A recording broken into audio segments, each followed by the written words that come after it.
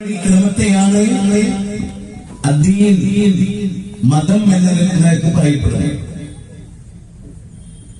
ഈ മതത്തിന് ഒരു പ്രത്യേകതയുണ്ട്. ഈ മതം ജനങ്ങളുമായി വല്ലാത്ത ബന്ധം പുലർത്തുന്ന മതമാണ്.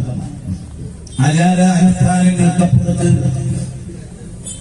മഹത്വത്തെ, കാരുണ്യത്തിന്റെ, ദയയുടെ, ആർദ്രതയുടെ, അറിവിന്റെ, അനുകമ്പയുടെ, സഹാനുഭൂതിയുടെ ഒക്കെ ലോകം പടുത്തുയർത്തിയിട്ടുള്ള മതമാണ് ഇസ്ലാം.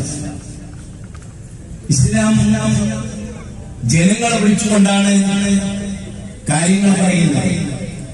അല്ലയോ ജനങ്ങളെ എന്ന് ആവർത്തിച്ച് പല വിഷയങ്ങളിലും ഖുർആൻ വിളിക്കുന്നുണ്ട്.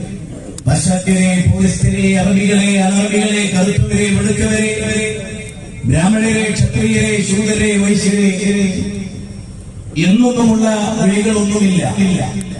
അതൊന്നുമില്ലാതെ ലോകത്തെവിടെയൊക്കെ നാഗരികതകൾ രൂപപ്പെട്ടിട്ടുണ്ടോ, ലോകത്തെവിടെയൊക്കെ മനുഷ്യവാസം ഉണ്ടായിട്ടുണ്ടോ, ആ മനുഷ്യരെ മുഴുവനും വിളിച്ചു പറയുന്നു, അല്ലയോ മനുഷ്യരെ, നിങ്ങളുടെ ദൈവം ഒന്നാണ്, നിങ്ങളുടെ ദൈവം ഒന്നാണ്.